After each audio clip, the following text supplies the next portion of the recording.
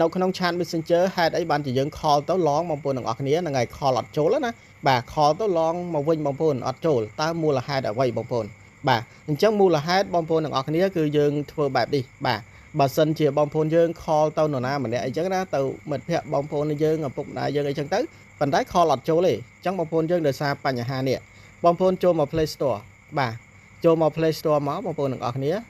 បាទតបមកយើងចុច search ណាបាទចុច search បងប្អូនសូមវាយតាមខ្ញុំមក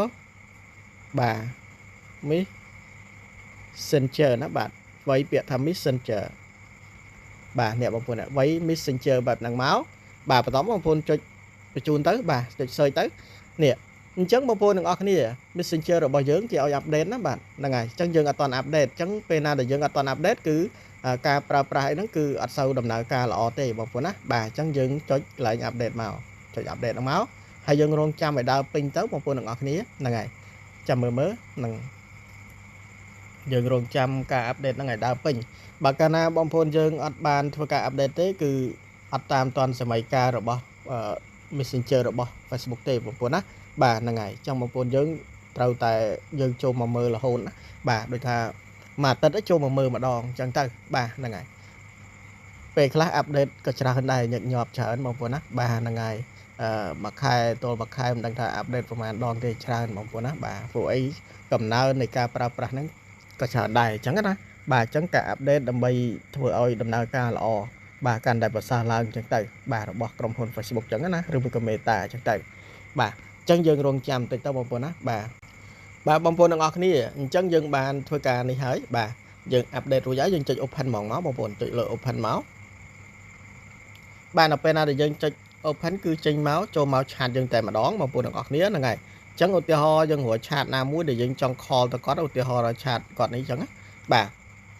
យើងចុច call បងប្អូនពេលណាខ្ញុំមកចុចឲ្យបើសិនណាខ្ញុំចុច call ត្រូវ call ទៅគាត់ហើយចឹងខ្លាចរំខានគាត់ចឹងណាបងប្អូនណាអញ្ចឹងពេលណាដែលបងប្អូនយើងធ្វើការ update រួចហើយបងប្អូនសាក call ឡើងវិញម្ដងទៀតទៅ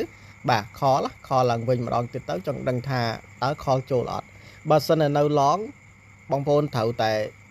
ដូចថាតាក់ទងទៅមួយខាងទៀតដៃគូយើងមួយខាងទៀតណាដែលគាត់កាន់កាប់ឆាតហ្នឹងបាទឲ្យគាត់ចូលទៅ update ដូចយើងដែរបងប្អូនណាឲ្យគាត់ចូលទៅ update ដូចយើងដែរអញ្ចឹងណាបាទហ្នឹងហើយហើយបងប្អូនត្រូវឆែកមើលទាំងអស់បាទហ្នឹងហើយចាំមើលតើអាច call ទៅបានធម្មតាអត់បាទព្រោះអីមាននៅចិត្តផ្ទះរបស់ខ្ញុំណាគាត់មានបញ្ហានឹងដែរ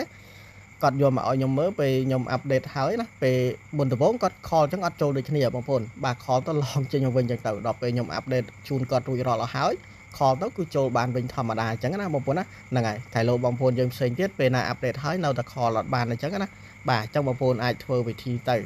បាទបើសិនជាអ្នកទាំងអស់គ្នាអត់តដំណើរការអាចនិយាយថាឆាតហ្នឹងអញ្ចឹងបងប្អូនយកម្រាមដៃសង្កត់លើឆាតហ្នឹងឲ្យជាប់ហើយដកដៃមកបងប្អូនយកសញ្ញាឧទានទៅបាទបន្ទាប់មកបងប្អូនទាំងអស់គ្នាមើលកន្លែង notification នេះបាទចុចលើកន្លែងហ្នឹងមកយើងត្រូវបើកណាបាទបើកយកពាក្យថា allow អញ្ចឹងទៅបាទហើយចុចព្រុញចេញវិញមកបងប្អូនមកមើលកន្លែង permission នេះបាទចុចលើហ្នឹងមកបាទយើងមកសេរីតាំងពីកាមេរ៉ា connect location microphone បាទ music and audio បាទ nearby driver បាទហើយ notification phone អីជាដើមហ្នឹងបាទយើងនេះមកបងប្អូនយើងចុចលើកាមេរ៉ាហ្នឹងមកបើសិនជា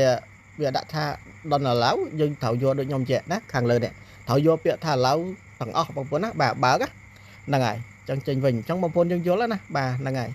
ខ្ញុំអាសាធ្វើដែរកន្លែងហ្នឹងអ្នកយក allow ដូចខ្ញុំអញ្ចឹងមកណាបាទចុចព្រុញចេញវិញកន្លែង location ហ្នឹងក៏អញ្ចឹងដែរយក allow ទាំងអស់មកបាទបងប្អូនហ្នឹងហើយដាក់មកទាំងអស់ហ្នឹងមកបើសិនតែយើង call ទៅអត់បានបងប្អូនណាឡងណាបាទប៉ុន្តែបើសិនតែយើង update ឲ្យ call ទៅបានអាហ្នឹងបាច់ចាំចូលមកហ្នឹងទេណាបាទសូមបញ្ជាក់បាច់ចូលមកនេះទេបាទបើសិនតែយើង call ទៅដៃគូយើងបងប្អូនយើងបានបាច់ចាំចូលមកកន្លែងហ្នឹងទេណាបាទគឺអូខេហើយធ្វើតែប៉ុណ្្នឹងទៅ update តែប៉ុណ្្នឹងទៅគឺរួចរាល់ហើយបាទ